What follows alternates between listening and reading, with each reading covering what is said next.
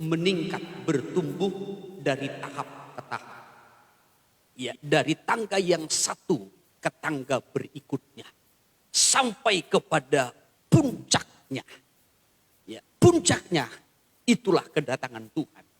Bahkan pengertian kita, pemahaman kita tentang Tuhan, tentang keselamatan itu juga harus bertumbuh dari tahap ke tahap.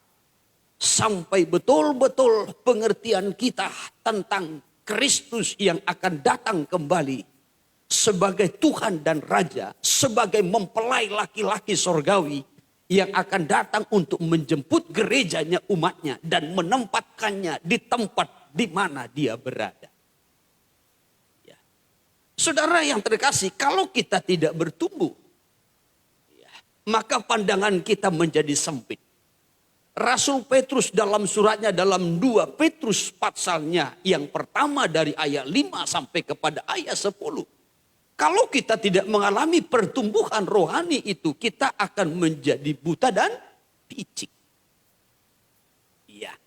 Tetapi kita harus bertumbuh baik dalam pengertian maupun juga rohani kita harus bertumbuh. Kekudusan kita harus bertumbuh, ibadah kita harus bertumbuh, pelayanan kita harus bertumbuh bagaikan anak tangga dari tahap yang satu ke tahap berikutnya, sudah ke tahap selanjutnya dan terus sampai kepada puncaknya. Dari anak tangga yang pertama, kedua, ketiga dan terus sampai kepada puncaknya. Ketika kita naik sampai kepada puncaknya, ketika kita naik kepada anak tangga berikutnya, dan kita bisa memandang jauh, memandang luas, cara pandang kita, pola pandang kita akan berbeda. Amin. Ketika kita masih berada di bawah, saudara, kita menghadapi masalah, kita akan bingung. Kita akan bingung. Tetapi ketika kita melangkah tahap demi tahap naik terus, maka cara pandang kita berbeda. Saya berikan satu contoh. Ya sudah, kalau kepada kita diperhadapkan perempatan jalan, ada jalan ke sana, ada jalan ke sana, ada jalan ke sana, ada jalan ke sana. Diperhadapkan 4 jalan, 4 pilihan, mana yang harus kita pilih? Kita bingung. Kalau kita berjalan ke sana, kita takut jalan buntu. Kalau kita berjalan ke sana, kita takut ujungnya jurang. Kalau kita berjalan ke sana, kita takut kembali kepada awal. Ya, mungkin melingkar. Kita tidak tahu ketika diperhadapkan pilihan. Tetapi ketika kita naik ke atas, kita akan melihat, oh ini ujungnya buntu. Oh ini ujungnya jurang. Oh ini akan kembali ke awal. Ini bundaran. Kita tahu mana jalan yang akan kita pilih. Kalau kita meningkat. Haleluya. Itu sebabnya jemaat-jemaat yang tidak meningkat. Seringkali ketika menghadapi persoalan masalah bingung. Ketika diperhadapkan kepadanya pilihan, sorga atau neraka. Bisa-bisa salah pilih. Dosa atau kekudusan, bisa-bisa salah pilih. Ya, kenapa? Karena dia tidak tahu apa akibatnya. Kemana ujungnya, kemana akhirnya. Ya. Dia tidak mengerti mana yang harus dipilih. Kalau diperhadapkan kepadanya pilihan-pilihan. Tetapi kalau kita meningkat, kita tahu, oh ini akhirnya begini. Oh ini. Karena kita mengerti. Orang yang bertumbuh meningkat itu memiliki pola pandang yang berbeda dengan orang yang tidak bertumbuh. Maka jemaat Tuhan yang tidak bertumbuh itu dengan jemaat yang bertumbuh rohaninya, yang meningkat rohaninya, saudara, pola pandangnya beda. Orang yang bertumbuh ibadahnya dengan yang tidak, pola pandangnya beda. Orang yang bertumbuh pelayanannya dengan tidak, pola pandangnya beda. Orang yang bertumbuh kekudusannya dengan yang tidak, pola pandangnya berbeda. Orang yang bertumbuh pengertiannya terhadap firman Tuhan, dengan yang tidak, pola pandangnya akan berbeda. Untuk itu, pola pandang kita ini harus betul-betul memiliki pola pandang yang luas. Tetapi supaya kita bisa memiliki pola pandang yang luas, kita harus bertumbuh di dalam Tuhan. Baik pengertian kita, pengenalan kita akan Tuhan, kerohanian kita, kekudusan kita harus hari demi hari semakin bertumbuh. Dalam ibadah minggu yang lalu saya kutip dari kitab Yeremia pasal yang ke-50. Domba-domba itu tidak hanya dituntun ke bukit-bukit, ke gunung-gunung, tetapi puncaknya harus diarahkan ke tempat perhentian, itulah Sion Yerusalem sorgawi. Jemaat itu tidak hanya dikhotbahi supaya mereka hidup dalam pemeliharaan Tuhan, perlindungan Tuhan, diberkati oleh Tuhan, mereka sukses dalam Tuhan, tetapi intinya, tujuan utamanya, jemaat itu harus diarahkan kepada hari kedatangan Tuhan kembali, supaya jemaat Tuhan betul-betul berada dalam kesiapan. Haleluya. Dalam minggu-minggu terakhir kita melihat tema firman Tuhan. 2 minggu yang lalu kita melihat temanya yang dikutip dari kitab 2 Petrus. Pada pasalnya yang ketiga, benarkah Tuhan akan datang? Dan minggu yang lalu kita melihat, saudara, tema firman Tuhan, sedihnya pemisahan. Khotbah Yesus yang terakhir sebelum dia mati dan bangkit. Itu Matius pasal 24. Di mana Yesus berkhotbah tentang tanda-tanda kedatangannya. Dan juga tanda-tanda kesudahan zaman. Dan di akhir khotbahnya dia menyampaikan 3 perumpamaan. Sebagai penutup khotbahnya tentang kedatangannya kembali. Perumpamaan yang pertama, Matius pasal 25 ayat yang pertama sampai kepada ayat 13. Yaitu perumpamaan tentang 10 gadis. 5 di antaranya bodoh, 5 di antaranya bijaksana. Ini adalah perumpamaan tentang kerajaan sorga. Bagaimana gereja Tuhan itu ada yang bodoh, ada yang bijak. Namun sama-sama menanti. Akan tetapi yang akan masuk nanti dalam kemuliaan untuk siap menyongsong, menyambut kedatangan Tuhan kembali adalah gereja yang bijaksana yang sudah mempersiapkan diri. Ya. Lalu perumpamaan yang kedua, Matius pasal 25 dari ayat 14 sampai kepada ayatnya yang ke-30. Yaitu perumpamaan tentang talenta. Ya, perumpamaan tentang talenta. Ya, yang dituntut Tuhan di sini adalah tanggung jawab. Ya, tanggung jawab daripada seorang hamba ataupun orang-orang percaya. Baru nanti Matius 25 ayat 31 sampai kepada ayatnya yang ke-46 itu tentang penghakiman terakhir. Apa yang Tuhan nyatakan di situ? Yang Tuhan nyatakan di situ adalah bagian setiap orang. Kita akan menerima bagian kita. Domba menerima bagiannya. Kambing akan menerima bagiannya. Ya, setelah itu Yesus nanti akan mengadakan perjamuan bersama dengan murid-muridnya dalam Matius pasal 26. Doa di Taman Getsemani, ditangkap, diadili, disalibkan, mati dan bangkit serta persiapan naik ke sorga. Ini khotbahnya yang terakhir. Saudara yang terkasih di dalam Tuhan. Setelah Yesus berbicara tentang tanda-tanda kedatangannya, dia memberikan perumpamaan. Saya tidak kembali lagi tentang gadis-gadis yang bodoh dan bijak. Tetapi saya akan kutip Matius pasal 25 dari ayat 14 sampai kepada ayat 30. Saya berikan temanya, potensi berbeda, tanggung jawab sama. Iya, potensi berbeda, tanggung jawab sama. Yesus melukiskan hal kerajaan sorga itu seumpama seorang tuan yang pergi ke luar negeri lalu memanggil para hamba-hambanya dan memberikan kepada hamba-hambanya kepercayaan. Ya. Mempercayakan talenta. Hamba yang pertama dipercayakan 5 talenta. Hamba yang kedua dipercayakan 2 talenta. Hamba yang ketiga dipercayakan 1 talenta. Mari saya kutip sebentar dari ayat 14 sampai kepada ayatnya yang ke-15. Matius 26 ayat 14 dimulai. Ya.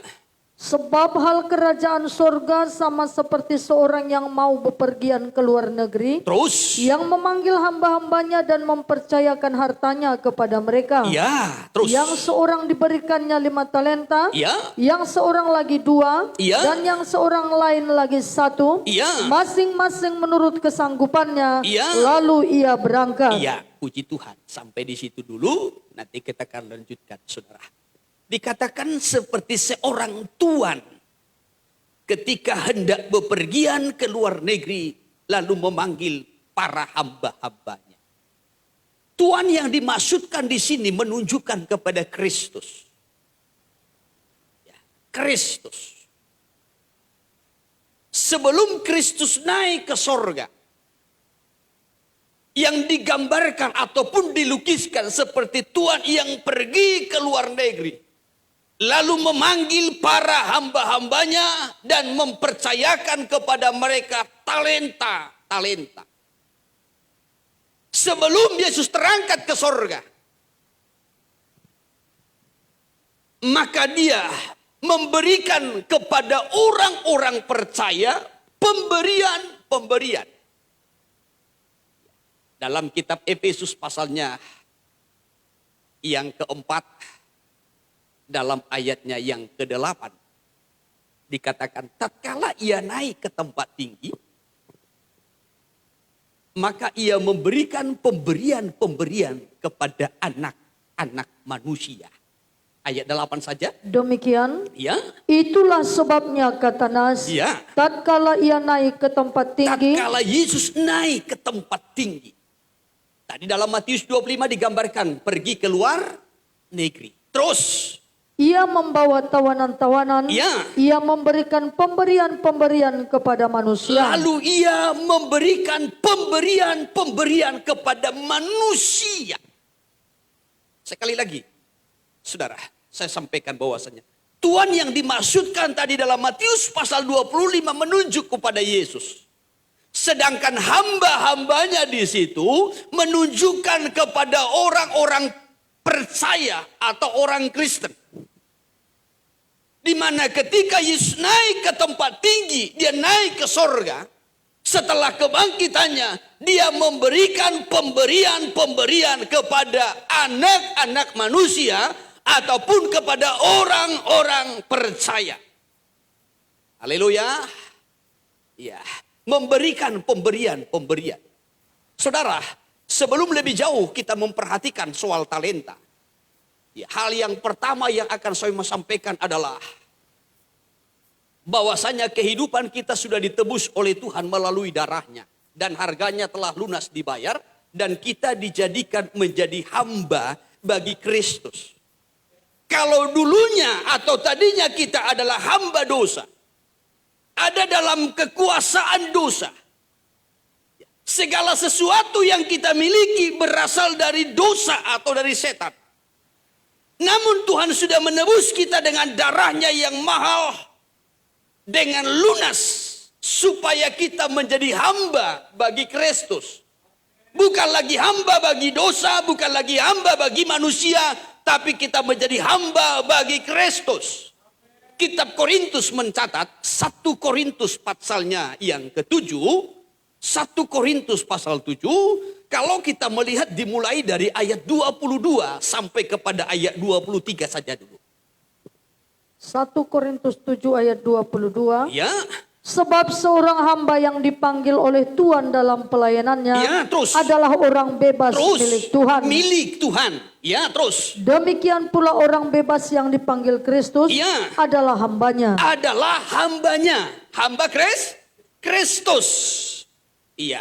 Lanjutkan 23, perhatikan. Kamu telah dibeli dan harganya telah lunas dibayar. Kamu telah dibeli dan harganya telah lunas dibayar. Supaya kita bukan lagi menjadi hamba manusia, tetapi kita menjadi hamba Kristus. Haleluya. Iya. Dulu saudara, ada istilah budak belian. Ya, budak belian. Nah, kenapa menjadi budak? Dia menjadi budak karena dia tidak memiliki apa-apa. Lalu dia menghambakan dirinya menjadi budak supaya dia bisa makan, supaya dia bisa dilindungi, terpelihara. Sehingga dia mengabdikan dirinya menjadi budak. Ya. Maka nanti kalau tuannya sudah tidak senang, orang bisa membeli kembali. Atau ada penawaran yang lebih mahal, orang bisa membelinya. Dijadikan budak. Sehingga pindah tuan. Ya. Demikian halnya dengan kita. Dulu hidup kita ini ada dalam perbudakan dosa. Maka segala sesuatu yang kita miliki semua berasal dari setan, dari dosa. Berkat yang kita miliki berasal dari setan. Haleluya. Ya. Namun Kristus sudah membeli kita dengan harga yang mahal dan lunas. Supaya kita menjadi milik Kristus. Ketika kita berpindah tuan dari dosa, dari setan kepada Kristus, posisi kita hamba. Dulu hamba dosa, hamba setan, sekarang hamba Tuhan, hamba Kristus. Ketika kita menjadi hamba setan, dibeli oleh Kristus. Ketika kita dibeli, kita tidak memiliki apa-apa. Namanya hamba. Ya, namanya hamba. Tidak memiliki apa-apa. Andai dia punya harta, dia tidak akan mau menjadi hamba. Andai dia punya kemampuan, andai dia punya kuasa, dia tidak akan menjadi hamba. Tetapi karena dia tidak memiliki apa-apa, sehingga dia menjadi hamba. Dulu hamba dosa, hamba setan. Sekarang kita diangkat menjadi hamba Tuhan ataupun hamba Kristus. Namun ketika kita datang kepada Kristus sebagai hamba Kristus, kita tidak memiliki apa-apa. Kita tidak punya apa-apa. Kita bisa makan karena Kristus. Kita bisa sehat karena Kristus. Kita bisa terpelihara, terlindung karena Kristus. Kita bisa memiliki harta karena Kristus. Kita punya fasilitas karena Kristus. Haleluya. Ya. Sebab kita diambil menjadi hamba, dibeli menjadi hamba. Kita tidak membawa harta. Namun kalau ada bagi kita sekarang, karena dipercayakan, diberi Kristus. Maka dalam pasalnya yang keempat, masih 1 Korintus, pasal yang keempat ayat 7 mengungkapkan, apa yang engkau miliki yang tidak engkau terima, semua karena diterima. Ayat 7 saja. Sebab siapakah yang menganggap engkau begitu penting? Ya. Dan apakah yang engkau punya yang tidak engkau terima? Apa yang engkau punya yang tidak engkau terima? Karena kita datang kepada Kristus menjadi hamba, kita tidak punya apa-apa. Ya. Tetapi kalau sekarang kita punya karena diberi. Terus? Dan jika engkau memang menerimanya, Ya. mengapakah engkau memegahkan diri Ya. seolah-olah engkau tidak menerimanya? Kalau engkau memiliki karena menerima, mengapa engkau memegahkan diri? Seolah-olah bukan karena engkau terima. Seolah-olah karena usahamu. Seolah-olah karena milikmu. Ingat, ketika kita menjadi hamba Kristus, kita datang tanpa sesuatu apapun. Dan setelah kita menjadi hamba, kita diberi pemberian. Bagaikan talenta-talenta yang diberi, dipercayakan kepada kita. Haleluya. Haleluya. Supaya kita menyadari dulu, saudara. Posisi kita yang pertama-tama di dalam Kristus kita harus sadari dulu. Kita sebagai hamba yang datang dengan tidak mempunyai sesuatu apapun. Karena kita adalah hamba yang ditebus, dibeli dengan harga yang lunas, dibayar. Setelah kita menjadi hamba Kristus, kita diperlengkapi dengan pemberian-pemberian itu. Tetapi pemberian-pemberian itu tentunya ada tujuannya. Pemberian-pemberian itu diberikan kepada kita adalah sebagai suatu fasilitas yang akan kita pakai, kita gunakan untuk kemuliaan Tuhan. Dari dia, oleh dia, dan untuk kemuliaannya katanya. Kitab Roma, pasal yang ke-11 dari ayat 35 sampai kepada ayatnya yang ke-36 dulu kita lihat. Demikian, Haleluya. Iya. atau siapakah yang pernah memberikan sesuatu kepadanya Iya. sehingga ia harus menggantikannya? Iya. Sebab segala sesuatu adalah dari Dia Iya. dan oleh Dia dan kepada Dia. Iya. Bagi Dialah kemuliaan sampai selama-lamanya. Iya. Puji Tuhan. Dikatakan, atau siapakah yang pernah memberikan sesuatu kepada dia? Sehingga ia harus menggantinya. Sehingga Tuhan harus menggantinya. Kita tidak pernah memberi sesuatu kepada Tuhan. Kita ini budak, hamba yang dibeli oleh Tuhan. Ditebus melalui darahnya yang mahal. Dan kita tidak akan pernah bisa mengganti itu. Lalu kita diberi pemberian-pemberian. Apa tujuannya? Sebab segala sesuatu adalah dari Dia dan oleh Dia dan kepada Dia. Bagi Dialah kemuliaan sampai selama-lamanya. Itu sebabnya tadi saya sampaikan, kalau Tuhan memberikan kepada kita pemberian-pemberiannya, tujuannya semuanya itu adalah untuk memuliakan Tuhan. Oleh sebab itu, apa yang Tuhan berikan, atau segala sesuatu, semua yang Tuhan berikan kepada kita harus dipertanggungjawabkan. Ya, harus dipertanggungjawabkan. Kalau di dalam diri kita ini tidak ada yang kita bawa. Ketika Tuhan menjadikan kita menjadi hambanya. Tapi semua pemberian. Maka pemberian-pemberian Tuhan itu harus dipertanggungjawabkan. Harus dipertanggungjawabkan. Kita diberi makan minum. Baik rohani dan jasmani. Harus dipertanggungjawabkan. Kita dilindungi, kita dipelihara Tuhan. Harus dipertanggungjawabkan. Kita diberi kesehatan, kita dirawat oleh Tuhan. Harus dipertanggungjawabkan. Kita diberi fasilitas, harus dipertanggungjawabkan. Ya. Kita diberikan berkat-berkatnya, pemberian-pemberian, anugerah Tuhan. Harus dipertanggungjawabkan. Roma 14 ayat yang ke-12 mencatat. Bahwasanya segala sesuatunya harus kita pertanggungjawabkan kepada Dia. Apapun yang kita terima dari Tuhan. Demikianlah setiap orang di antara kita akan memberi pertanggungan jawab tentang dirinya sendiri kepada Allah. Siapapun kita. Baik yang tua maupun yang muda.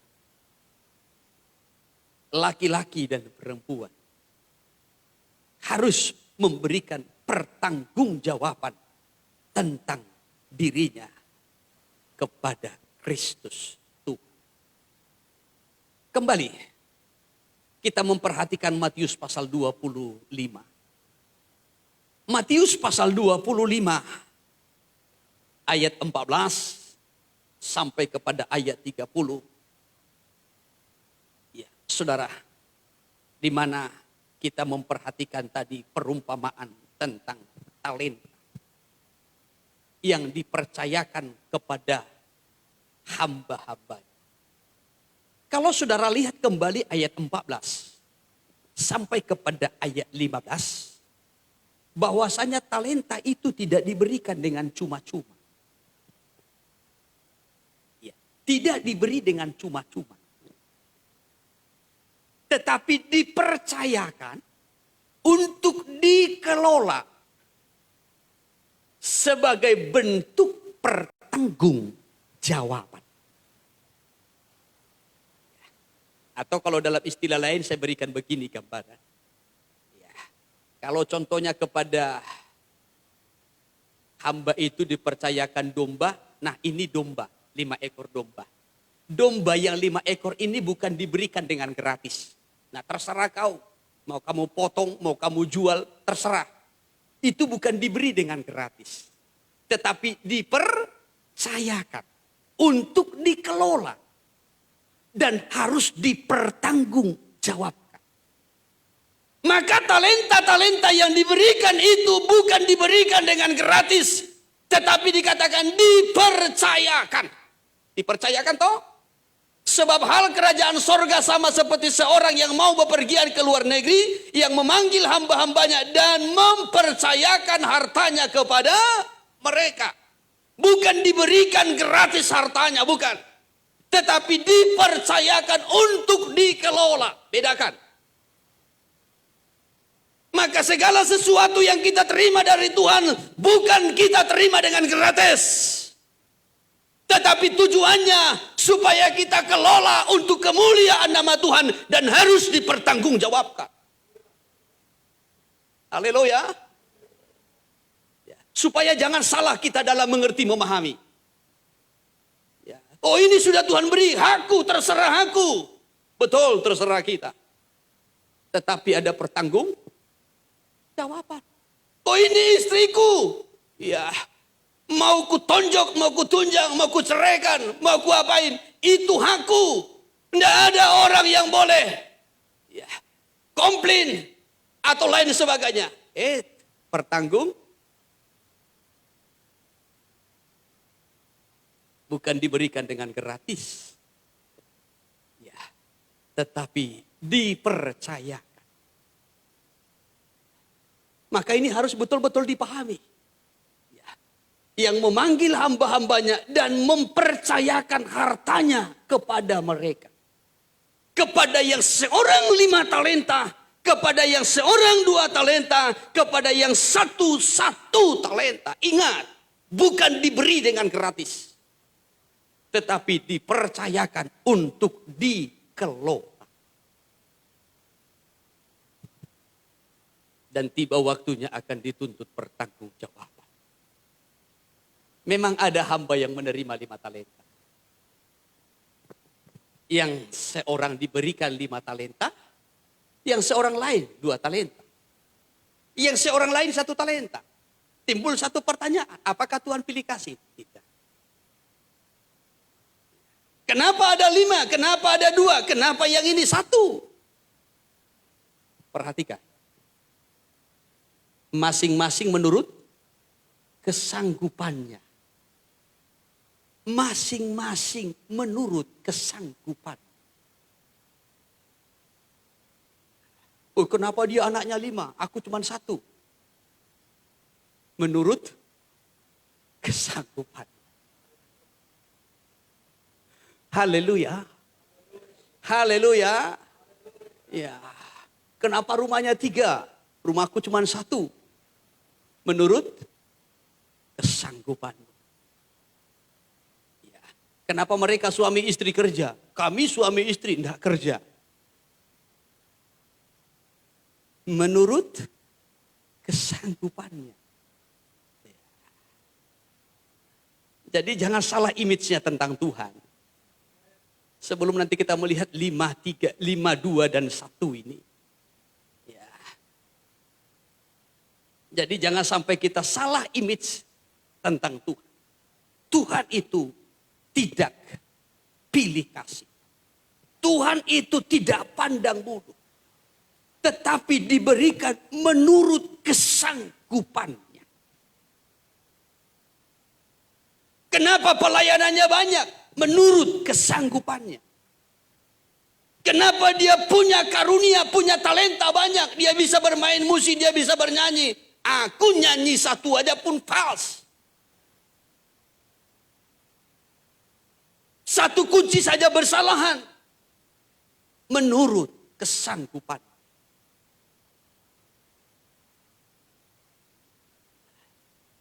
Tuhan itu tidak pilih kasih. Tuhan itu tidak pandang bulu.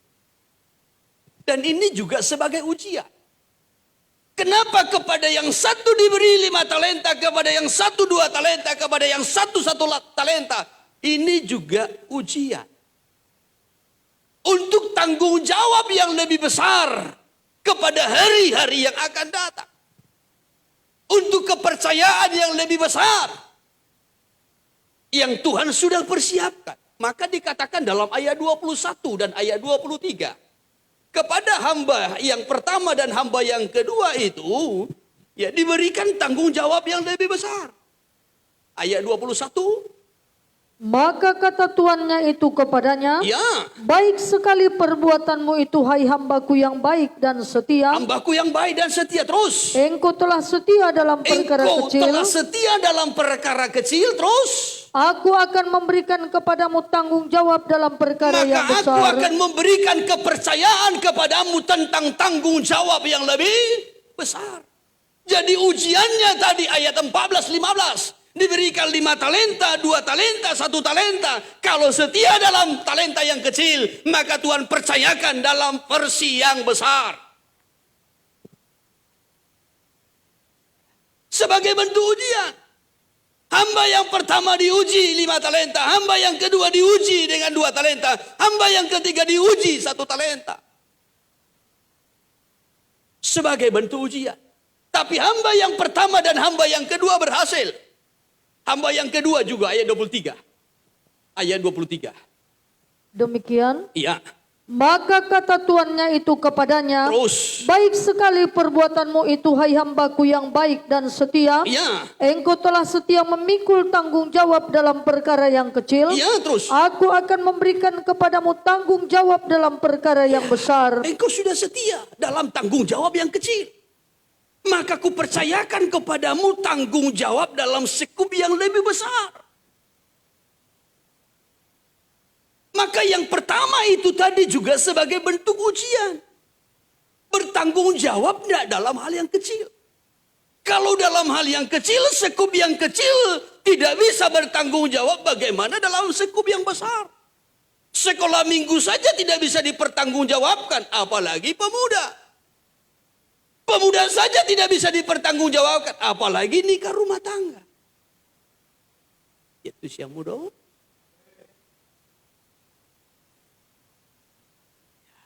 Sebagai ujian. Hamba yang ketiga hanya 1 talenta loh. Tapi tidak bisa dipercaya. Apa kata Tuhan ayat 26? Ayat 26. Demikian, Ya, maka jawab tuannya itu, terus. hai kamu hamba yang jahat dan malas. Iya. Jadi kamu sudah tahu bahwa aku menuai di tempat di mana aku tidak menabur, Terus. dan memungut dari tempat di mana aku tidak menanam. Iya. Karena itu sudahlah seharusnya uangku itu kau berikan kepada orang yang menjalankan uang, Iya terus. supaya sekembaliku aku menerimanya serta dengan bunganya. Dikatakan hamba yang jahat dan malas. Apakah hamba yang ketiga itu tidak punya kemampuan? Punya. Seperti hamba yang pertama dan kedua. Punya kemampuan. Tetapi persoalannya dikatakan malas.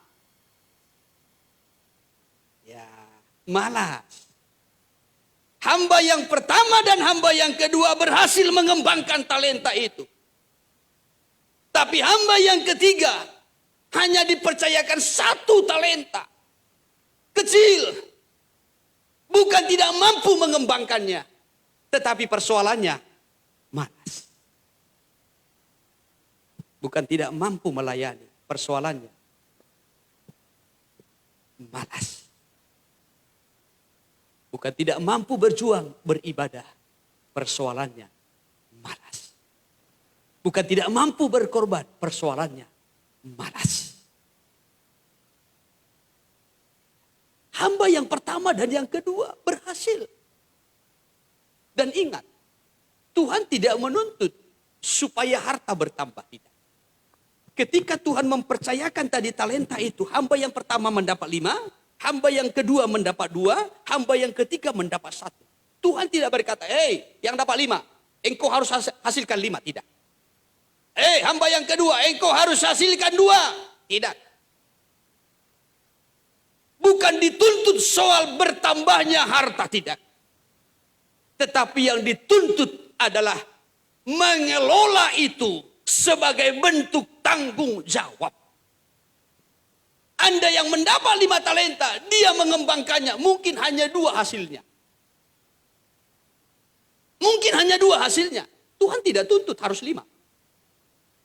Yang menerima 2 talenta, mungkin hanya menghasilkan 1. Tidak masalah. Karena yang Tuhan tuntut bukan bertambahnya harta, tetapi tanggung jawab?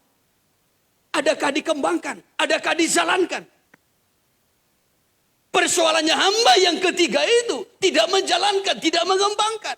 Andai dia kembangkan tidak ada hasilnya, Tuhan tidak tuntut. Tuhan tidak tuntut. Tetapi karena tidak mengembangkan. Oleh sebab itu tadi saya sampaikan temanya, potensinya berbeda, tanggung jawab sama. Baik hamba yang pertama, hamba yang kedua, hamba yang ketiga. 5 talenta, 2 talenta, 1 talenta. Berbeda potensinya. Tetapi Tuhan tuntut pertanggungjawaban yang sama. Apa itu? Kesetiaan. Tuhan tuntut pertanggungjawaban yang sama. Kesetiaan. Kalau hal yang kecil pun tidak setia, bagaimana bisa setia dalam hal yang besar? Hamba yang pertama dan yang kedua itu lolos ujian. Sehingga dipercayakan perkara yang besar. Hambaku yang baik dan setia, engkau sudah setia dalam perkara kecil, maka akan kuberikan kepadamu tanggung jawab yang lebih besar. Ya, aku berikan kepercayaan yang lebih besar. Tetapi hamba yang ketiga itu diberikan 1 talenta. Kecil talenta itu. Tetapi hal yang kecil pun tidak setia. Saudara ingat Injil Lukas pasal 16. Setia perkara kecil dulu. Baru Tuhan percayakan perkara yang besar. Kalau perkara kecil pun kita tidak setia, bagaimana mungkin kita bisa setia dalam perkara besar? Lukas pasal yang ke-16. Haleluya. Ayatnya yang ke-10 kita awali. Demikian firman Tuhan. Iya. Barang siapa setia dalam perkara-perkara kecil, Siapa setia dalam perkara-perkara kecil? Iya terus. ia setia juga dalam perkara-perkara besar. Maka dia akan setia juga dalam perkara yang besar. Saya selalu menyampaikan Tuhan tidak pernah memulai dari hal yang besar. Tetapi Tuhan selalu memulai dari hal yang kecil.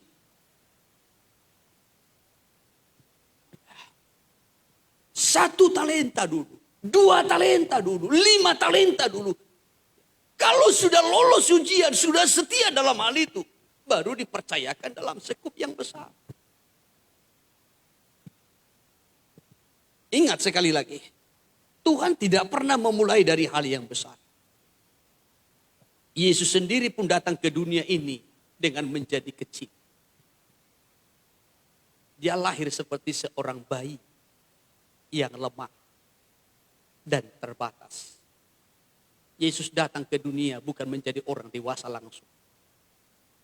Bahkan dia meninggalkan keallahannya, dia menjadi manusia. Dengan segala kelemahannya. Dia bisa lapar, dia bisa haus, dia bisa lelah, dia bisa menangis. Dia bisa menderita. Dia bisa mengalami tekanan. Dia bisa sakit. Dia mulai dari hal yang kecil. Setelah menang dari situ. Di Taman Getsemani dia berkata, Bapa, kalau boleh cawan ini berlalu, namun bukan kehendakku. Melainkan kehendakmu lah yang jadi. Dia menang dari ujian itu. Dia bangkit dalam kemuliaan, kembali kepada keallahannya. Tuhan sendiri memulai dari hal yang kecil. Tuhan tidak memulai dari hal yang besar. Untuk memberikan 5.000 orang makan. Bukan dengan biaya yang besar. Bukan dengan stok persediaan yang besar. Bukan mempersiapkan sembako dulu. Tetapi cukup dengan 5 roti dan 2 ikan. Dan sisa 12 bakul. Tuhan tidak langsung memulai dari murid yang banyak. Tapi dari murid 1 demi 1. Sampai menjadi 12 murid. 12 murid. Terus bertambah. Sampai 5.000 orang yang mengikutnya. Di samping 12 murid. Tapi akhirnya semua undur dari Tuhan. Yang terakhir ketika Yesus terangkat ke sorga. Tinggallah orang percaya 120 orang yang berkumpul di loteng atas di Yerusalem pada hari Pentakosta. Dari 120 orang terus meningkat. 3.000 orang. Khotbah Petrus yang pertama. 5.000 orang dan seterusnya. Sampai sekarang tidak terhitung banyak. Tuhan selalu memulai dari hal yang kecil. Maka jemaat Tuhan jangan pernah memulai dari hal yang besar. Mulai usaha yang kecil. Haleluya. Keluarga yang kecil, keluarga yang sederhana. Mulai dari hal yang kecil. Mulai dari rumah yang kecil. Satu tingkat dulu, baru 2 tingkat. Baru 3 tingkat. Baru sakit leher melihat tingkat.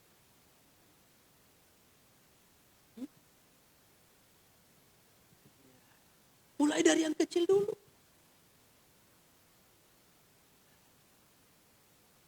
Isi rumahmu dengan hal-hal yang kecil. Mulai dengan fasilitas yang kecil. Jangan langsung rencana mau beli mobil Alphard.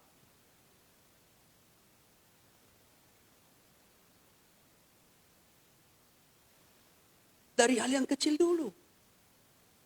Jalan kaki dulu. Baru naik sepeda. Tambah mesinnya. Sehingga 2 rodanya. Tambah 1 lagi rodanya. Jadi 3. Tambah 1 lagi rodanya. Jadi 4. Tambah 1 lagi rodanya. Ada ban serap.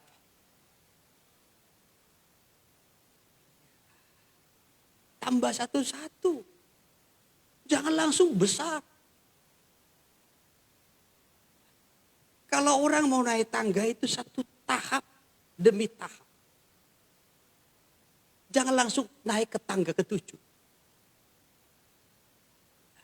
Atau langsung lompat ke atas.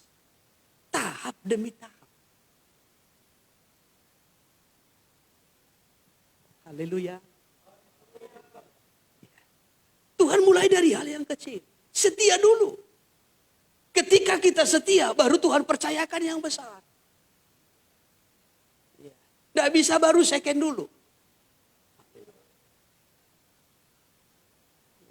Gak bisa yang mantap combat dulu. Saya teringat mobil kita yang pertama. Mobil Espas. Ya. Si jago mogok. Ini ada Pak Deon Nenggolan. Saksinya. Ya, antar saya ke bandara. Mogok. Dorong. Antar guru-guru sekolah minggu ke Kapling Mandiri. Mogok. Dorong. Ya, sudah berkali-kali saya tinggal itu di tengah jalan. Berkali-kali. Karena sering mogok. Tapi tidak apa-apa. Setiap perkara kecil. Tuhan beri perkara yang besar. Ya, pelayanan kita di sini bukan diawali dengan jemaat dewasa tidak. Diawali dari jemaat anak-anak. Ya, dulu gereja kita yang pertama hanya kayu bulat. Pakai atap. Dinding belum ada. Dinding tidak ada. Hanya atap, lalu tiangnya kayu bulat. Di lantai kasar, tidak diaci.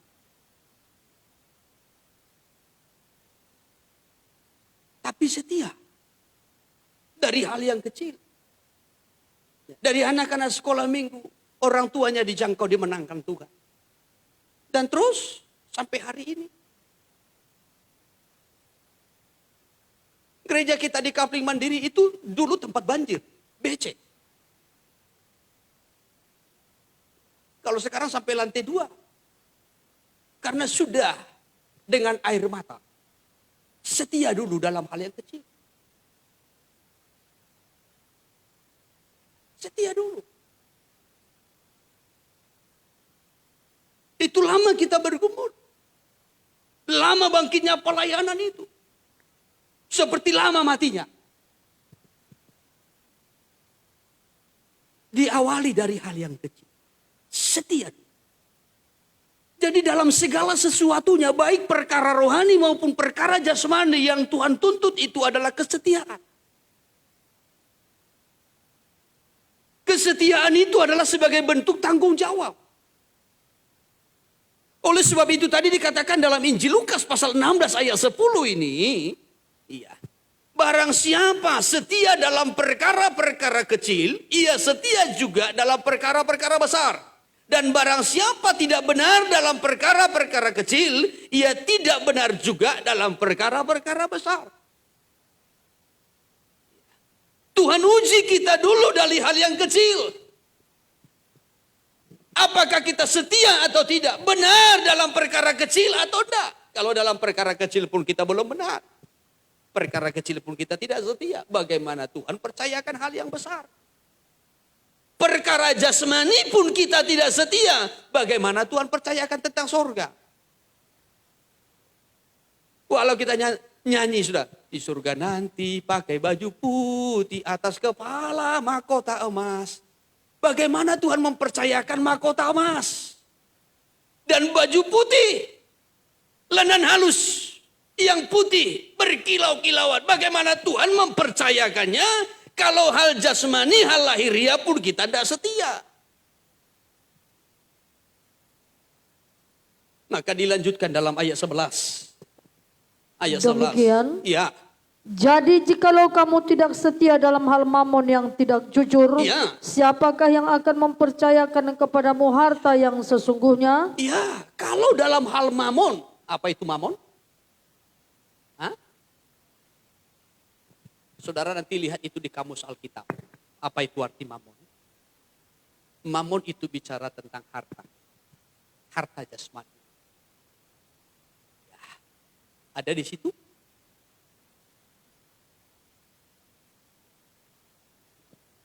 Ada di Mamon, kamus Alkitab? harta, benda, dan kekayaan dibayangkan sebagai oknum yang jahat. Ya.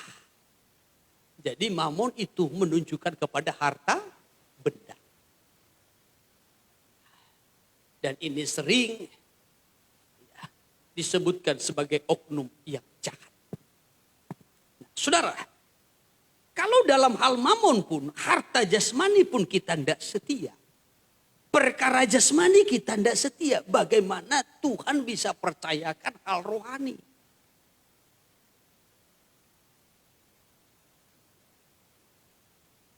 Kalau soal uang saja kita tidak jujur. Bagaimana kita bisa jujur perkara rohani? Kalau soal uang pun kita tidak jujur. Bagaimana mungkin kita bisa jujur tentang pelayanan? Kalau soal uang pun kita tidak jujur, bagaimana mungkin kita bisa jujur tentang persekutuan kita dengan Tuhan? Bisa ditangkap nggak kira-kira? Jadi jikalau kamu tidak setia dalam hal mamon yang tidak jujur, siapakah yang akan mempercayakan kepadamu harta yang sesungguhnya? Soal uang saja kita tidak jujur. Bagaimana Tuhan mau mempercayakan kepada kita harta yang sesungguhnya? Apa harta yang sesungguhnya bagi kita? Sorga mulia. Upah, mahkota, kemuliaan. Bagaimana Tuhan mempercayakan kemuliaan, kehormatan, kejayaan, keagungan. Yang kekal itu. Sampai kita dipersandingkan nanti sama dengan Kristus. Kristus sebagai mempelai laki-laki, kita sebagai mempelai perempuannya. Duduk bersanding bersama-sama dalam tahtanya. Kalau soal mamon pun, soal uang saja pun kita tidak jujur.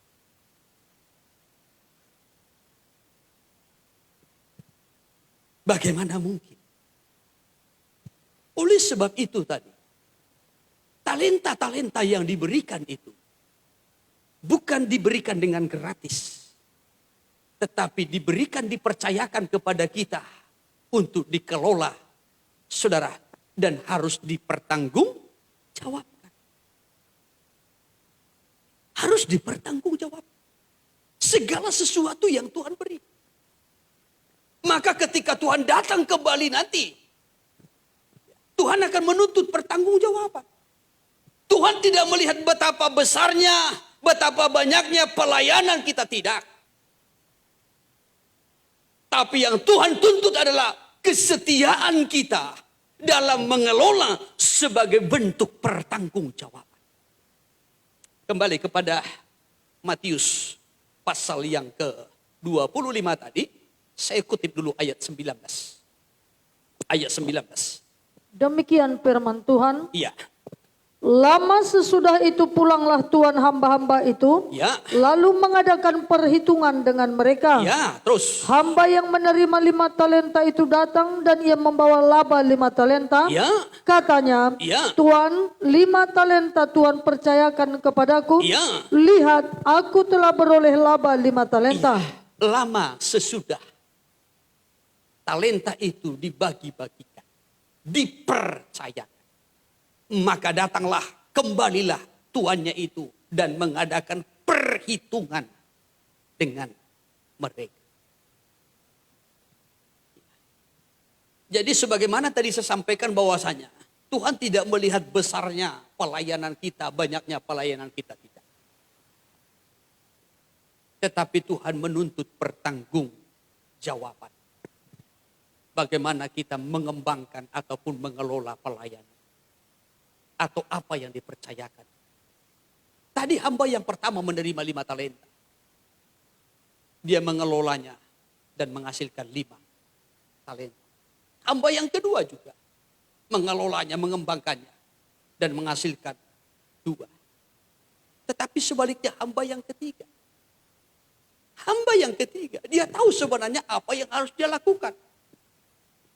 Seharusnya dia harus mengembangkan itu, mengelola 1 talenta itu. Soal ada hasil atau tidak, itu perkara yang kedua. Tetapi perkara yang paling utama harus dikelola. Haleluya. Bukan dia tidak mampu, tetapi persoalannya malas. Bukan tidak mampu, tapi tidak setia.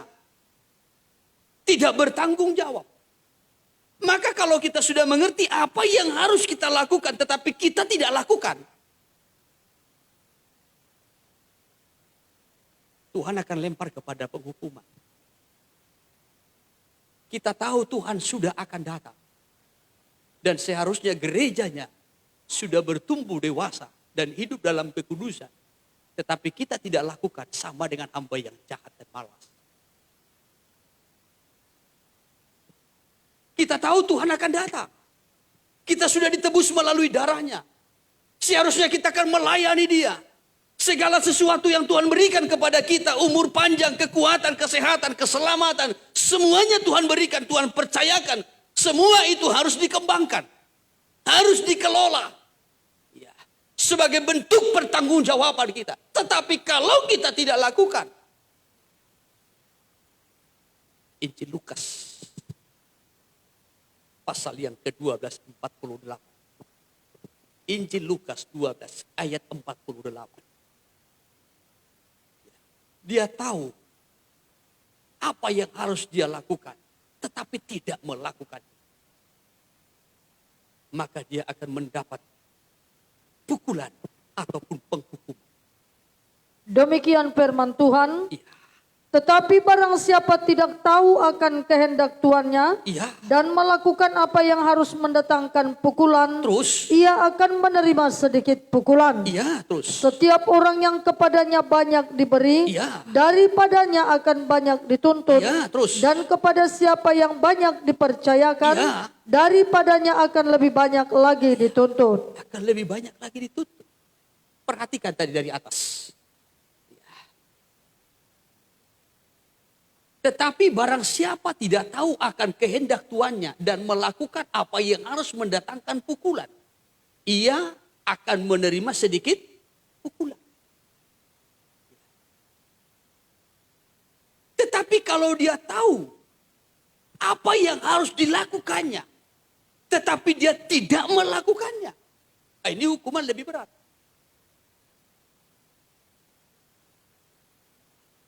Hukuman hukuman lebih berat. Kita sudah tahu apa yang harus kita lakukan. Kita sudah tahu kalau kita berada pada zaman akhir. Kita tahu bahwasanya kita diselamatkan oleh Tuhan untuk menyelamatkan yang lain. Kita dimuridkan untuk memuridkan yang lain. Ya. Kita menerima berkat untuk bisa memberkati orang lain. Kita diangkat Tuhan untuk melayani supaya bisa melayani yang lain. Saudara yang terkasih, tetapi kalau kita tidak melakukan apa yang sudah kita mengerti, kita sudah pahami, oh, hukuman lebih berat.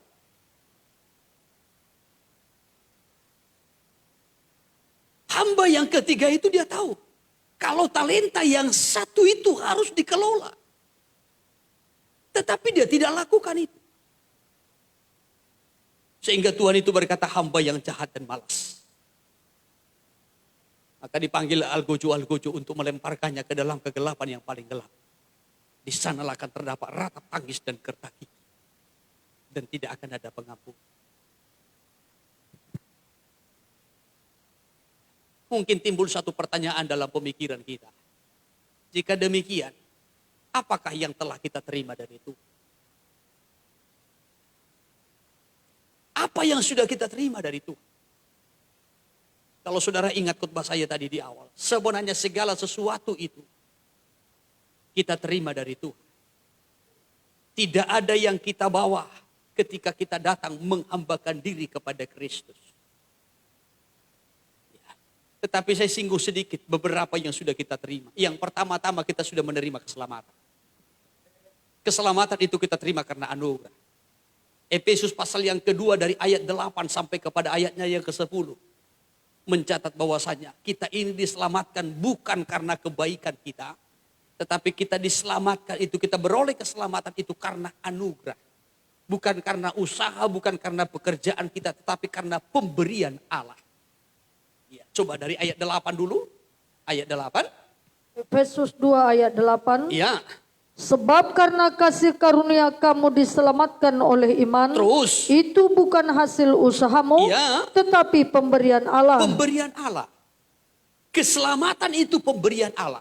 Kita diselamatkan supaya kita juga menyelamatkan yang lain. Kita dijangkau Allah supaya kita juga menjangkau yang lain. Terus. Itu bukan hasil pekerjaanmu. Ya. Jangan ada orang yang memegahkan diri. Ya, terus 10. Karena kita ini buatan Allah. Terus. Diciptakan dalam Kristus Yesus Ya. untuk melakukan Perhatikan. pekerjaan baik. Untuk melakukan pekerjaan baik yang dipersiapkan Allah sebelumnya. Ia mau supaya kita hidup di dalamnya.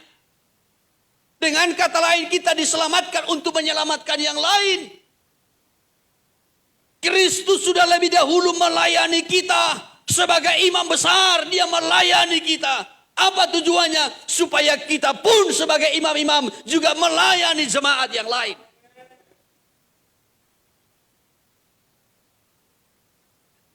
Oleh sebab itu, dalam Injil Matius, Matius pasalnya yang ke-10, dari ayatnya yang ke-7 sampai kepada ayatnya yang ke-10, kita yang sudah diselamatkan itu, maka Tuhan lengkapi dengan kuasa, supaya kita juga memberitakan Injil kepada semua orang, dan menjangkau mereka dengan kabar baik itu. Ayat 7. Demikian. Ya. Pergilah dan beritakanlah kerajaan sorga sudah dekat. Haleluya. Ya, terus. Sembuhkanlah orang sakit. Ya. Bangkitkanlah orang mati. Ya. Tahirkanlah orang kusta. Terus. Usirlah setan-setan. Ya. Kamu telah memperolehnya Perhatikan. dengan cuma-cuma. Ya. Karena itu berikanlah pula dengan cuma-cuma. Kamu sudah memperolehnya dengan cuma-cuma. Karena itu berilah juga dengan cuma-cuma. Jadi segala sesuatu yang kita miliki, yang kita peroleh, yang Tuhan anugerahkan itu, kita peroleh dengan cuma-cuma. Tapi ingat, bukan diberikan untuk gratis. Tetapi dipercayakan supaya kita kelola.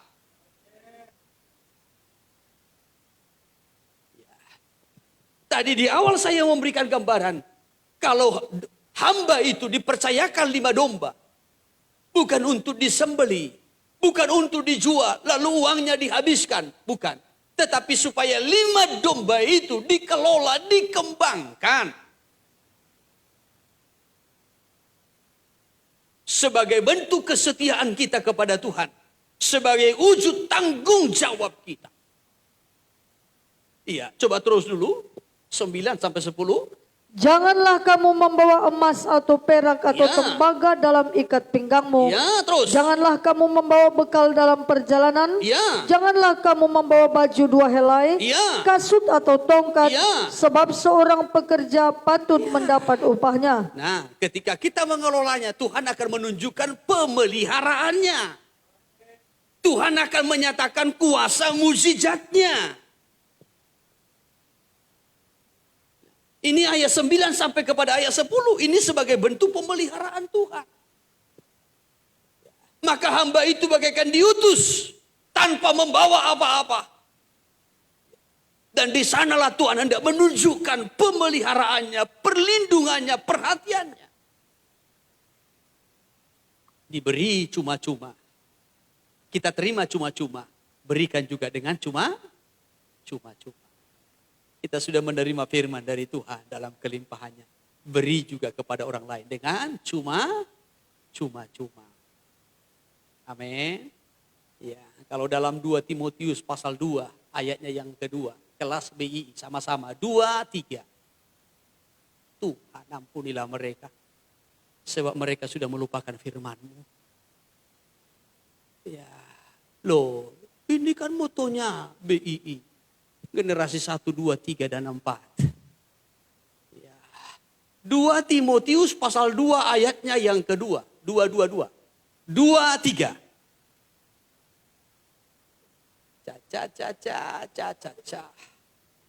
Ya.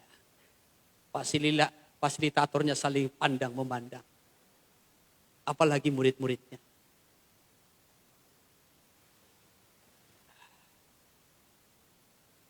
Apa yang dipercayakan kepada kita harus juga dipercayakan kepada orang lain yang dapat dipercaya dan cakap dalam mengajar.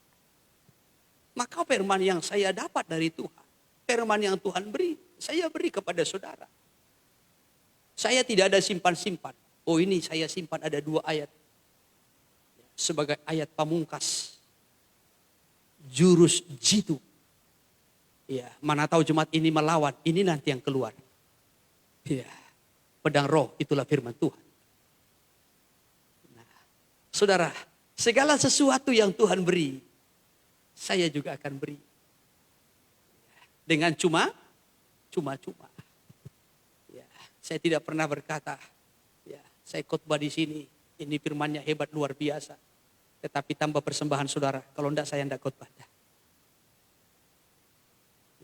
Kalau saudara memberikan persembahanmu karena kecintaanmu kepada Tuhan. Haleluya. Ya. Khotbah saya tidak akan dipengaruhi oleh persembahan saudara. Tidak. Tidak. Saudara, andai pun saudara tidak memberikan persembahan, saya akan tetap khotbah. Kebenaran akan tetap saya pakai. Kebenaran akan saya sampaikan. Sekalipun mungkin kebenaran itu, menyampaikan kebenaran itu risikonya berat. Karena kalau menyampaikan kebenaran itu risikonya ada 2. 1, orang yang bijak dia akan merenungkan. Tapi orang bodoh, dia akan tersinggung. Ya toh? Ya. Orang bijak mendengar kebenaran itu, dia akan renungkan. Oh, betul. Dia renungkan. Dan akhirnya akan dia lakukan.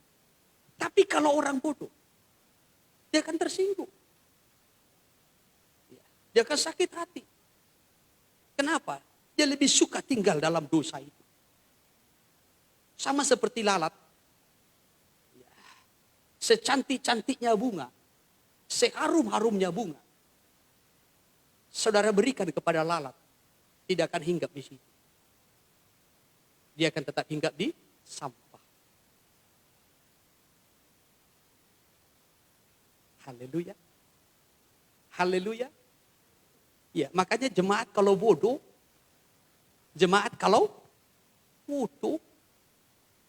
walau dikasih firman yang luar biasa, firman kebenaran, sehebat apapun firman itu tidak indah bagi. Dia akan lebih suka tinggal dalam dosa.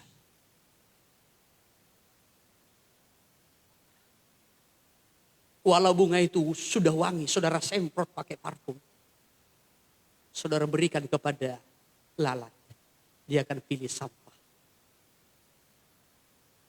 Maka jangan mau menjadi Kristen lalat. Haleluya. Haleluya.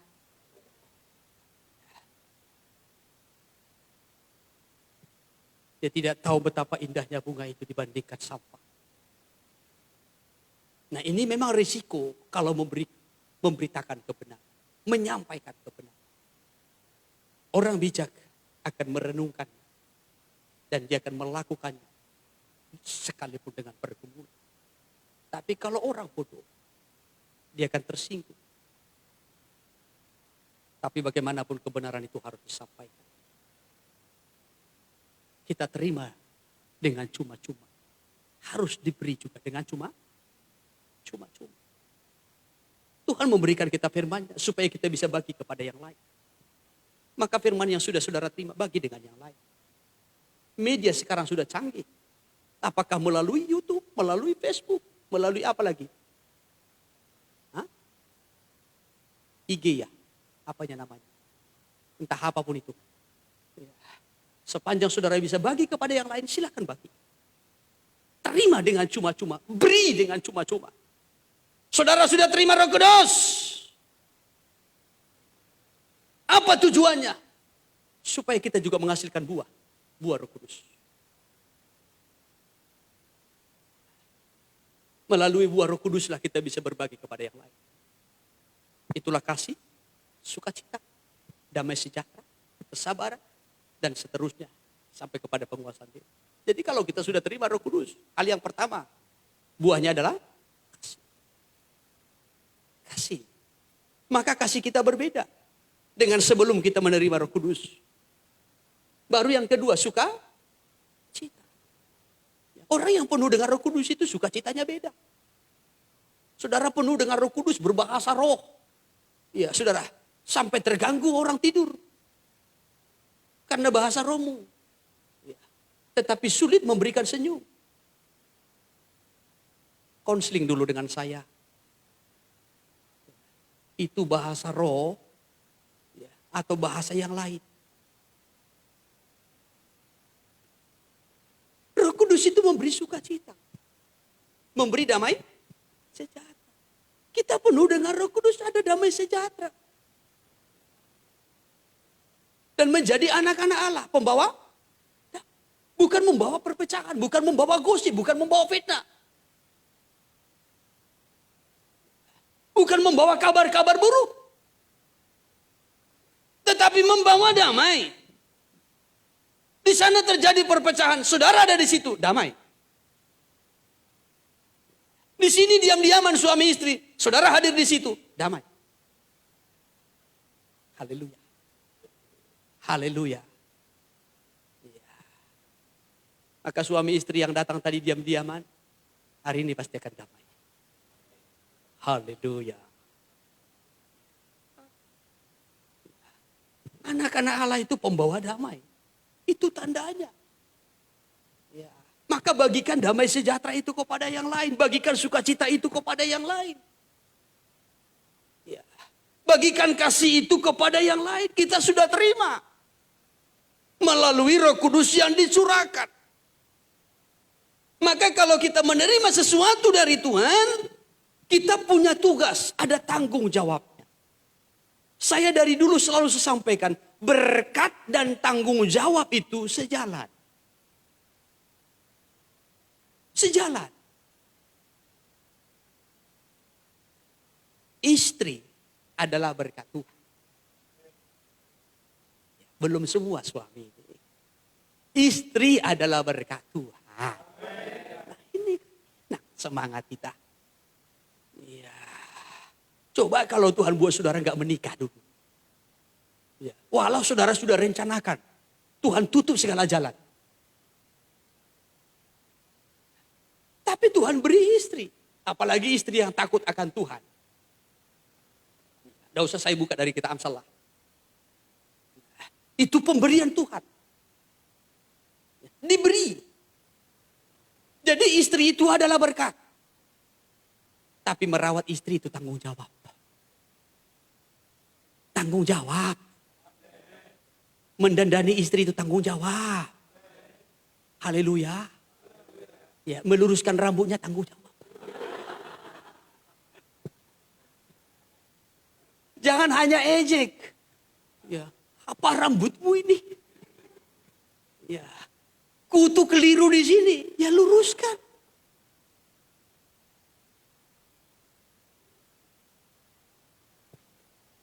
Dalam hati istri, oh ada izin dari Pak Gembala.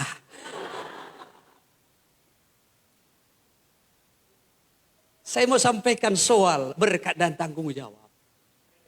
Anak itu adalah berkat Tuhan. Membesarkan anak, menyekolahkan anak itu tanggung jawab. Itu tanggung jawab. Jadi berkat dengan tanggung jawab itu sejalan. Jangan kita bangga punya anak. Tapi tanggung jawab mana? Nanti akan dipertanggungjawabkan di hadapan Tuhan. Anakmu hidup dalam dosa itu dipertanggungjawabkan. Mendidik anak bukan hanya soal perkara dunia, pengetahuan dunia tidak.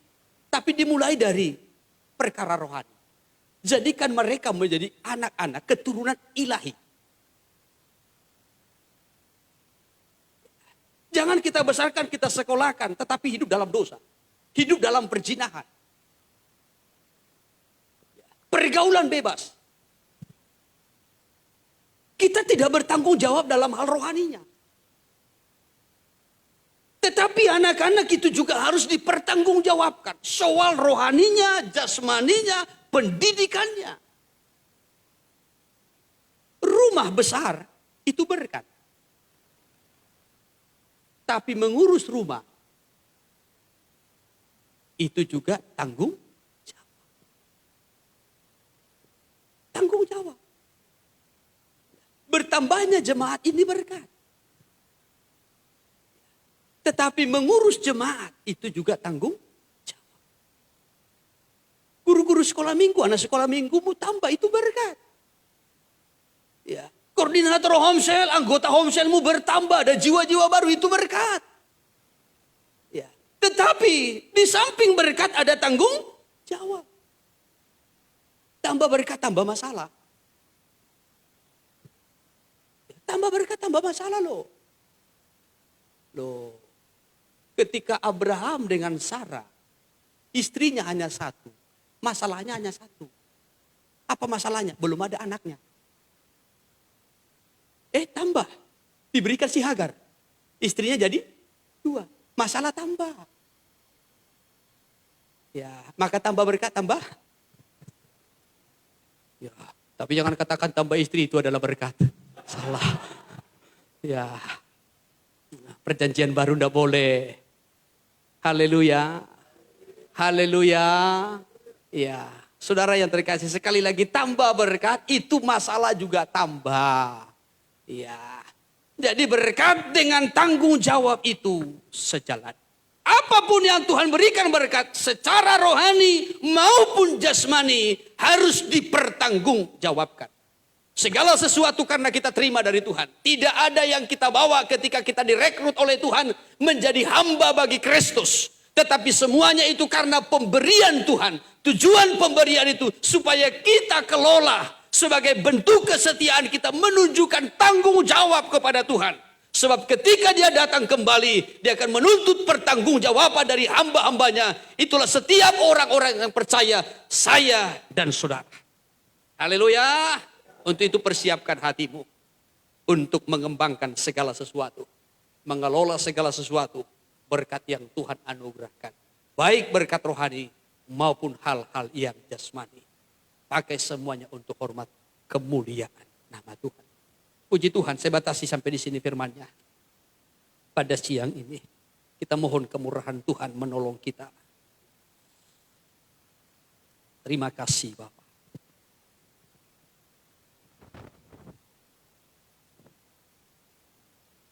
Haleluya. Mari kita menghampiri Tuhan dengan segala kerendahan. Kita bangkit berdiri bersama-sama. Dengan sikap kita menyembah. Kita datang menghampiri Dia. Haleluya. Haleluya. Terima kasih Tuhan. Syukur bagimu.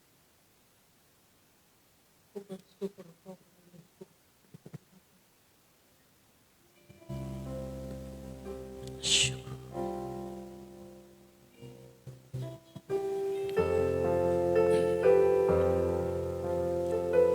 Terima kasih Tuhan.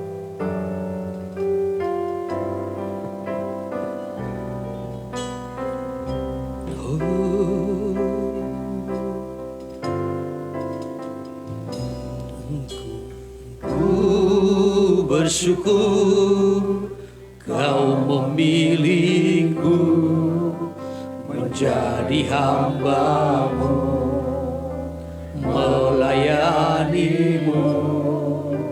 Segenap hidupku ku serahkan untuk kemuliaan. Kembali pujian ini dari awal. Ku bersyukur ya Tuhan. Ku bersyukur Kau memilihku menjadi hamba-Mu, melayani-Mu. Segenap hidupku ku serahkan untuk kemuliaan. Bersama-sama kata, ku mau setia sampai hari. Amin, haleluya. Melayani seumur hidupku sampai ku dapatkan mahkota kehidupan di dalam kerajaan-Mu. Mari angkat pujian ini kembali. Ku bersyukur ya Tuhan, Kau telah memilihku.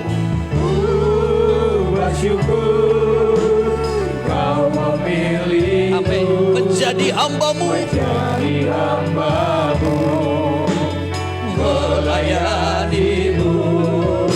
Segenap hidupku ku serahkan untuk kemuliaan. Katakan, ku mau setia, ku mau setia sampai akhir, melayani seumur hidupku sampai ku dapatkan mahkota kehidupan di dalam kerajaan. Jemaat Tuhan, ingat, ketika hidupmu direkrut oleh Tuhan menjadi hambanya, dengan harga yang mahal Dia sudah menebus. Kita datang kepada Tuhan tanpa membawa sesuatu apapun, tidak memperoleh sesuatu apapun. Tetapi ketika kita di dalam Kristus, kita mendapat pemberian-pemberian. Bukan gratis untuk kita nikmati untuk kesenangan-kesenangan kita, tetapi dipercayakan oleh Tuhan untuk kita kelola, untuk kita kembangkan untuk kemuliaan namanya. Dan Dia akan segera datang dan meminta pertanggungjawaban dari kita. Apa yang sudah engkau miliki, itu semua bersumber dari Tuhan. Kelolalah untuk kemuliaan-Nya. Pakailah untuk melayani Tuhan. Pakai menyenangkan Tuhan. baik berkat rohani maupun berkat jasmani. Kemampuan rohani, kemampuan jasmanimu, semuanya pakai untuk kemuliaan namanya. Haleluya. Tuhan akan menuntut pertanggungjawaban sebagai bentuk kesetiaan kita kepadanya. Ku mau setia sampai akhir, melayani seumur hidup. Ya, biarlah ini menjadi doa dan kerinduan kita. Sampai ku dapatkan mahkota kehidupan di dalam kerajaan. Katakan, ku mau setia sampai akhir ya Tuhan. saja sampai akhir. Ini janji kami Bapa, melayani-Mu seumur hidup kami.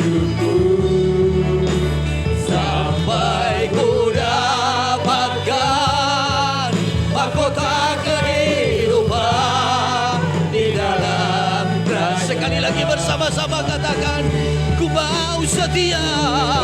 Setia sampai akhir. Melayani seumur hidupku, sampai ku dapatkan mahkota kehidupan di dalam kerajaan. Katakan, sampai ku dapat mahkota kehidupan. Sampai ku Dapatkan mahkota kehidupan di dalam kerajaanmu. Haleluya. Haleluya.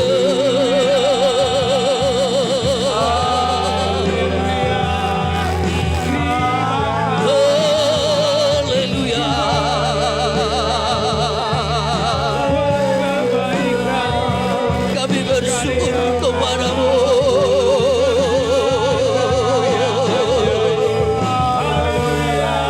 Kami bersyukur kepadamu. Haleluya.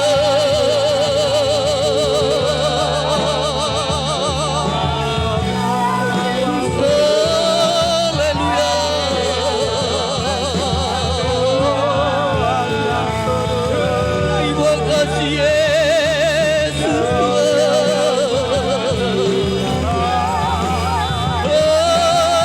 Haleluya.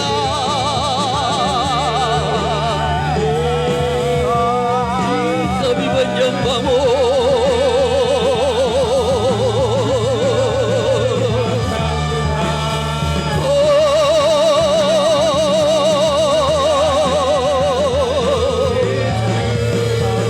Kami menyembah-Mu.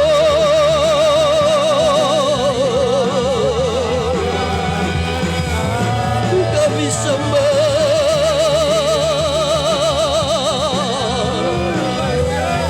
Kami sembah Tuhan.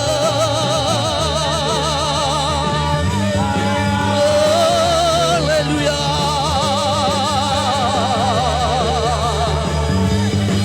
Haleluya.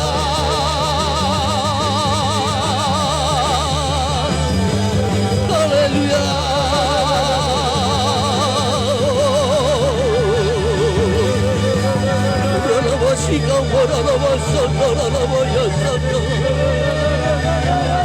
Jesus, haleluya. Haleluya.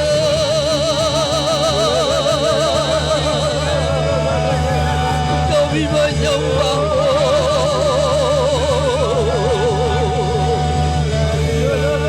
Haleluya.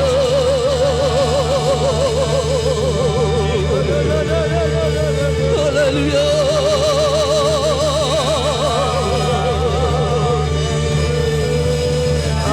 Terpujilah nama-Mu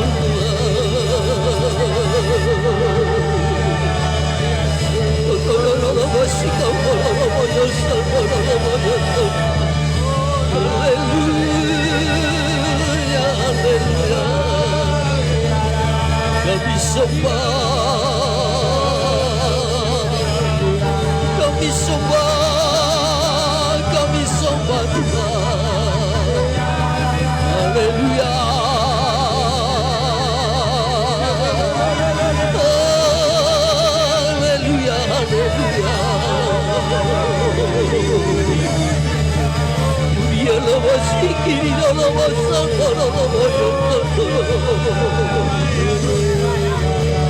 Terpujilah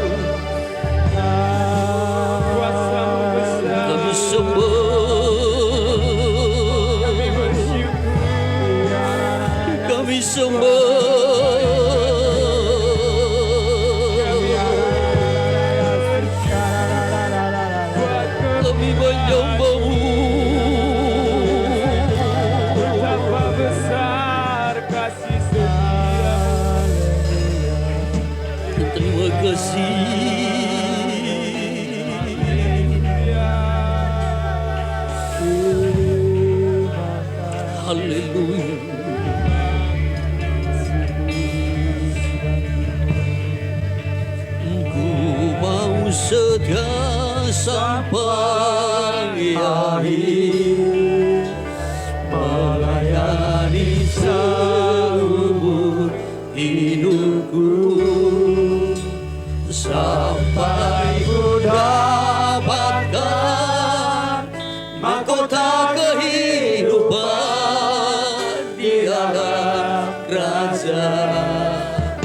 Katakan ku mau setia sampai akhir.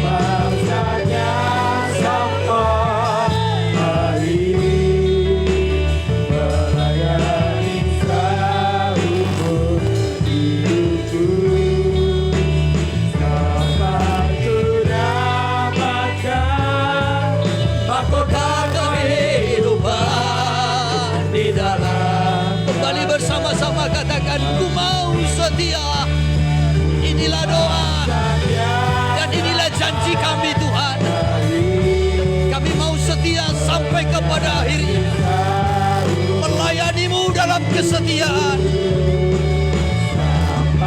Ku dapatkan mahkota kehidupan di dalam kerajaan. Sampai ku dapatkan mahkota, sampai ku dapatkan mahkota kehidupan di dalam kerajaan. Benar ya Tuhan, sampai harta kami yang sesungguhnya menjadi milik kami yang pasti di dalam Tuhan. Engkau ajar kami untuk belajar setia melalui tanggung jawab yang kecil, supaya Tuhan mempercayakan tanggung jawab dalam skup yang lebih besar. Inilah yang akan kami kerjakan sebelum hari kedatangan. Sebab Tuhan sudah mengangkat kami menjadi hamba-hamba dan mempercayakan kepada kami talenta-talenta, pemberian-pemberian, baik pemberian rohani maupun jasmani. Semua itu harus kami kelola, kembangkan untuk kemuliaan nama Tuhan.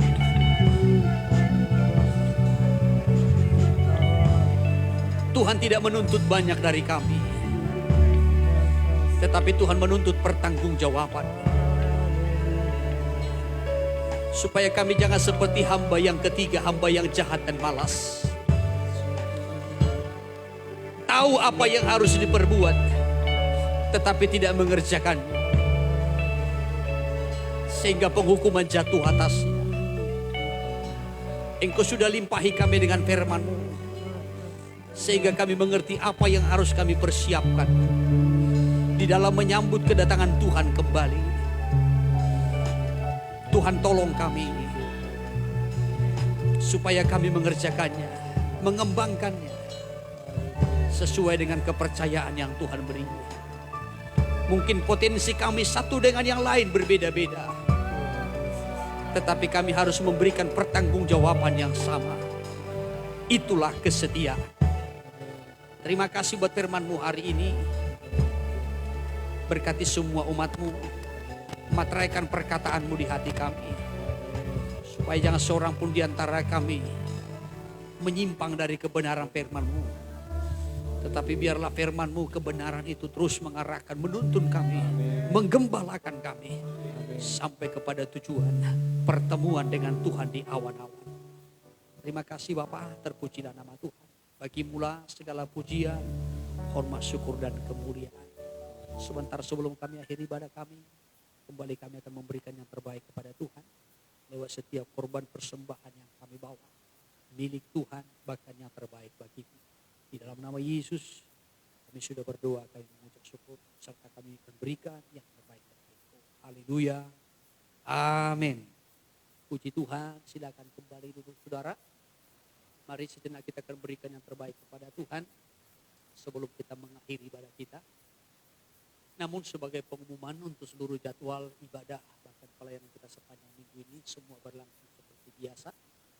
Baik pada hari Senin ada pertemuan latihan kita juga sekaligus untuk persiapan pelayanan sepanjang minggu ke depan ini serta untuk membenahi semua pelayanan-pelayanan kita saudara.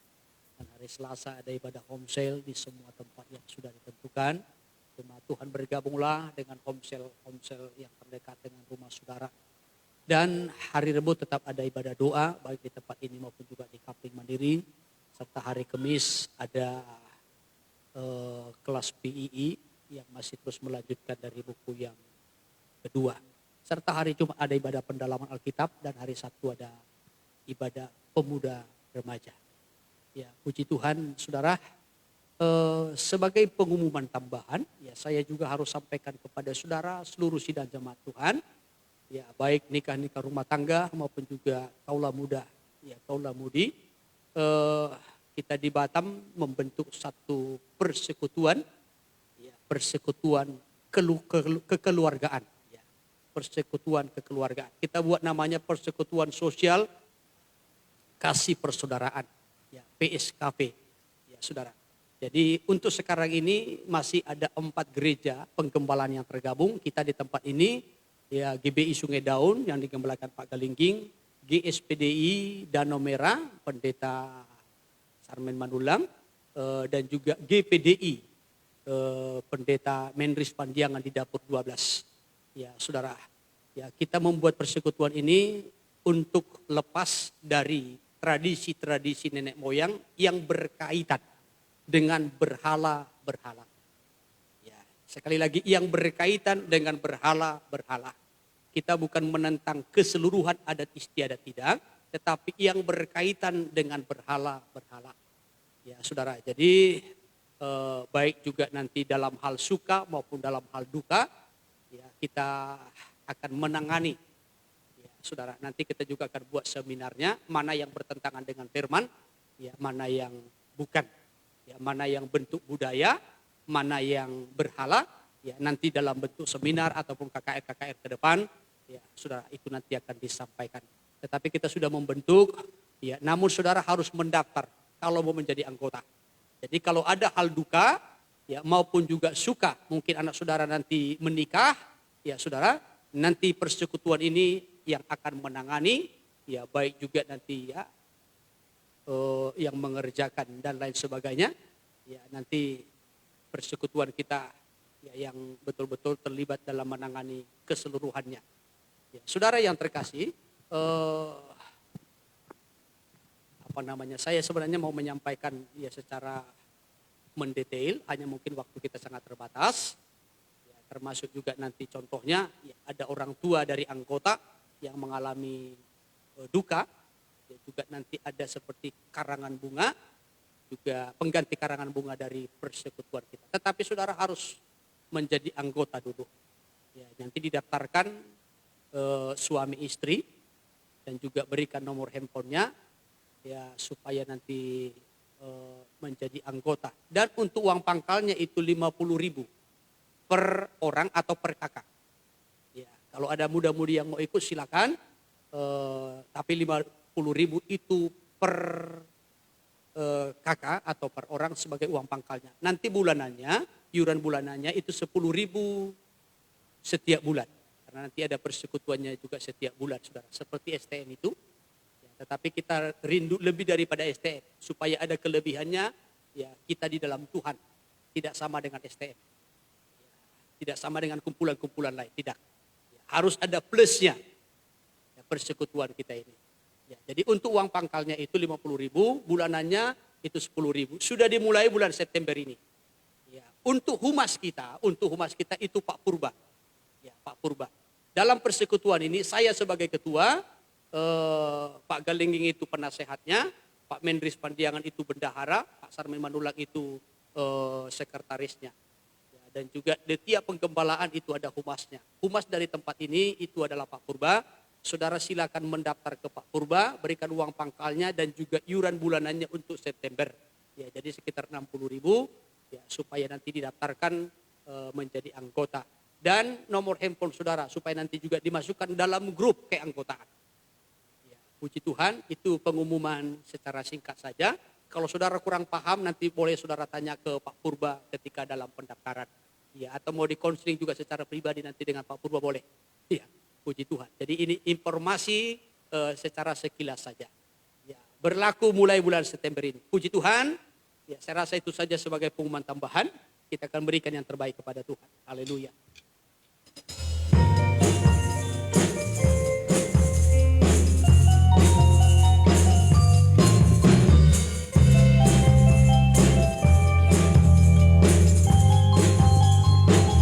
Katakan Tuhan tidak lalai menepati janjinya. Kan ditepati janjinya. Sabar yang diberikan. Ada waktu bagi kita untuk hidup berkenan. Diubari bantu firman-Nya dan mempersiapkan diri untuk menyambut kedatangannya. Menghargai kesabarannya, menghargai janji firman-Nya, dengan menghargai korbannya, menjadi saksi bagi Dia. Bahagia kita yang percaya, langit bumi baru tersedia, masuk di dalam rencananya, bertemu Yesus. Katakan menghargai kesabarannya. Amin. Menghargai janji firman-Nya, dengan menghargai korbannya, menjadi saksi baginya. Bahagia kita yang percaya, langit bumi baru tersedia, masuk di dalam rencananya, bertemu Yesus mempelai surga.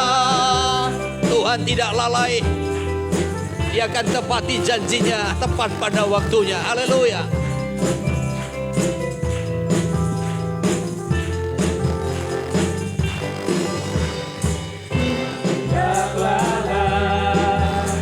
Kan ditepati janjinya, sabar yang Dia berikan.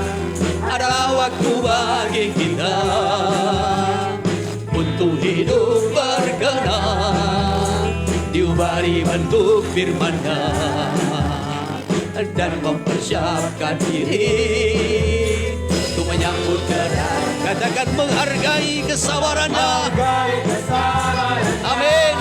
Menghargai. Mari kembali kita bangkit berdiri bersama-sama. Menghargai korbannya, menjadi saksi baginya. Bahagia kita yang percaya, langit bumi baru tersedia, masuk di dalam rencananya, bertemu Yesus, masuk di dalam rencananya, masuk di dalam rencananya, bertemu Yesus mempelai surga. Haleluya, haleluya. Terima kasih Tuhan, betapa indahnya Engkau merangkai hidup kami, melengkapi dan mempersiapkan kami, bahkan mengarahkan kami kepada tujuan yang sesungguhnya. Itulah menyambut kedatangan Tuhan kembali. Terima kasih buat segala berkat yang Tuhan sudah anugerahkan. Baik kasih-Mu yang melimpah, pekerjaan Roh Kudus-Mu di tengah-tengah kami. Terlebih kuasa firman-Mu yang sudah melawat setiap kami. Sekali lagi berkatilah seluruh sidang jemaat-Mu. Baik nikah-nikah, rumah tangga maupun juga kehidupan orang-orang muda. Berkati pekerjaan, usaha, ekonomi sidang jemaat-Mu. Berkati yang masih sekolah ya Tuhan. Taruh hati yang bijaksana di hati umat-Mu sekaliannya. Dalam nama Tuhan Yesus. Bahkan terutama perlindungan yang sempurna menjadi milik kami. Engkau lindungi, Engkau bentengi siang dan malam. Bahkan sampai selama-lamanya. Dari segala pergumulan, dari segala kesesakan, dari segala sakit, penyakit dan maut. Engkau bentengi umat-Mu. Di atas semuanya, segala pujian, hormat, syukur dan kemuliaan kami kembalikan kepada Tuhan. Dan kami siap menerima berkat surgawi. Jemaat Tuhan, arahkanlah hatimu kepada Tuhan. Dan terimalah berkat yang dicurahkannya melalui kasih karunia dari Tuhan Yesus Kristus. Dan cinta kasihnya Allah Bapa serta persekutuannya dengan Roh Kudus ada menyertai, memberkati, bahkan melindungi kita dari hari ini sampai Maranatha, di mana Kristus yang segera datang menjemput kita, umat yang dikasihinya. Yang percaya katakan amin. Puji Tuhan. Tuhan memberkati. Haleluya.